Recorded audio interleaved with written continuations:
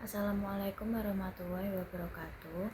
Pada pertemuan kali ini saya akan mempresentasikan tentang bagaimana filsafat ilmu mengawasi dan memperkuat eksistensi keilmiahan dan serta nilai-nilai dalam ilmu pendidikan. Yang kedua, bagaimana pendidikan yang bermakna dan bernilai turut memperkuat perkembangan filsafat ilmu. Dan yang ketiga, mengapa filsafat ilmu dapat disebut sebagai pisau analisis dalam membedah persoalan-persoalan pendidikan. Keempat, saya akan memberikan contoh konkret penerapan filsafat ilmu dalam praktik pendidikan. Oke. Yang pertama, bagaimana filsafat ilmu mengawasi dan memperkuat eksistensi keilmiahan serta nilai-nilai dalam ilmu pendidikan.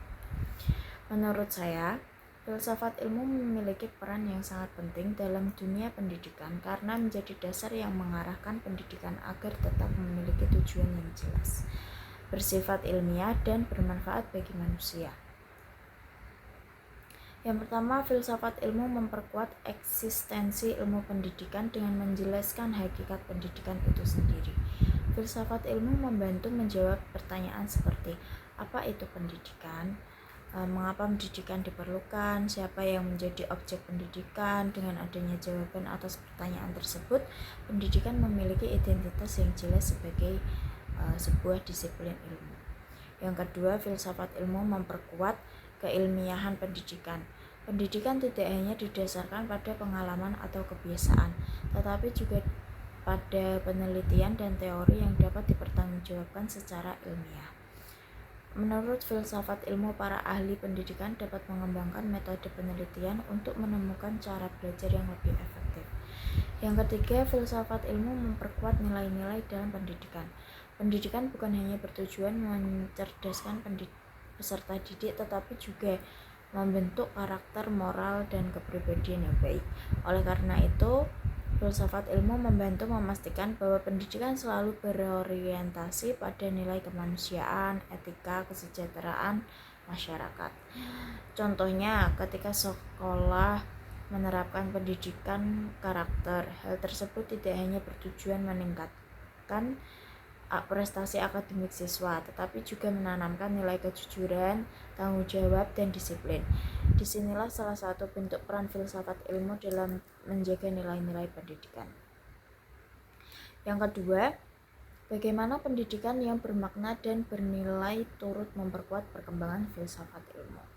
Pendidikan yang bermakna ini merupakan pendidikan yang mampu memberikan pengalaman belajar yang bermanfaat bagi peserta didik. Sedangkan pendidikan yang bernilai adalah pendidikan yang mengandung nilai moral seperti moral, sosial, budaya, dan kemanusiaan. Pendidikan yang bermakna dan bernilai dapat memperkuat perkembangan filsafat ilmu karena dalam praktiknya selalu muncul berbagai persoalan dan tantangan baru yang perlu dikaji secara mendalam. Misalnya, perkembangan teknologi digital telah mengubah cara guru mengajar dan siswa belajar. Kondisi ini menimbulkan berbagai pertanyaan seperti apakah teknologi dapat menggantikan peran guru? Bagaimana menjaga etika dalam penggunaan teknologi? Bagaimana menciptakan pembelajaran yang tetap manusiawi di era digital? Pertanyaan-pertanyaan tersebut menjadi bahan kajian filsafat ilmu untuk mencari pemahaman dan solusi yang lebih baik. Selain itu, pendidikan yang bermakna juga menghasilkan pengalaman nyata yang dapat digunakan untuk mengembangkan teori-teori pendidikan baru.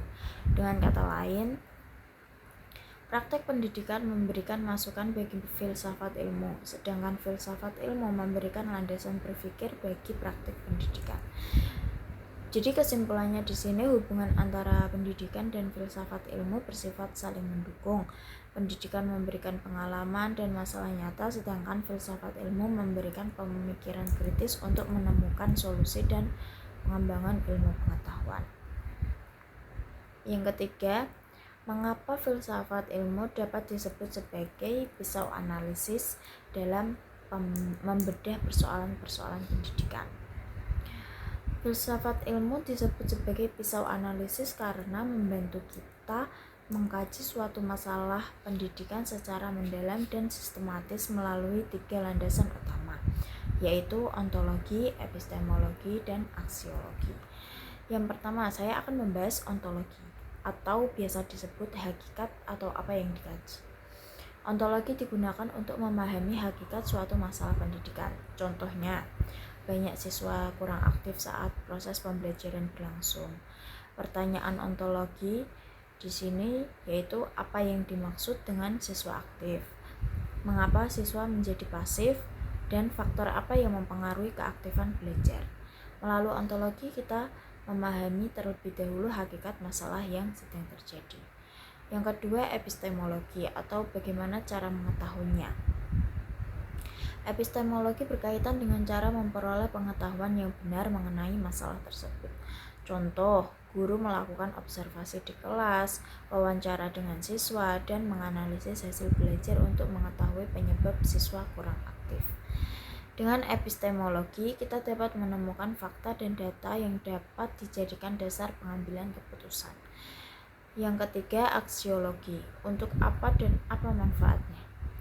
Aksiologi berkaitan dengan nilai dan manfaat dari solusi yang diberikan. Contoh, setelah mengetahui penyebab siswa kurang aktif, guru menggunakan metode diskusi kelompok dan pembelajaran berbasis proyek. Tujuannya di sini untuk meningkatkan partisipasi siswa, melatih kerjasama, dan mengembangkan kemampuan berpikir kritis. Jadi filsafat ilmu disebut pisau analisis karena mampu membantu kita melihat masalah pendidikan dari akar permasalahan, cara menemukan penyebab, hingga manfaat dari solusi yang diberikan. Yang keempat, contoh konkret penerapan filsafat ilmu dalam praktik pendidikan, kebijakan kurikulum, dan proses pembelajaran.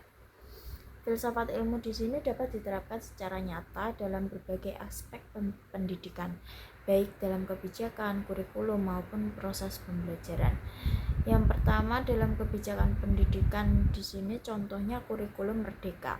Penerapan kurikulum merdeka menunjukkan adanya dasar filsafat ilmu. Dalam bahasa ontologi, setiap peserta didik memiliki potensi, bakat, dan kebutuhan belajar yang berbeda. Sedangkan epistemologi, kurikulum disusun berdasarkan hasil penelitian dan kebutuhan pendidikan abad ke-21. Dalam aksiologi, di sini bertujuan membentuk peserta didik yang berkarakter kreatif dan mandiri. Dengan demikian, kebijakan tersebut tidak dibuat secara sembarangan, tetapi berdasarkan kajian ilmiah dan nilai-nilai pendidikan. Yang kedua, dalam kurikulum contohnya pembelajaran berbasis proyek. Ontologi, belajar dipandang sebagai proses aktif membangun pengetahuan.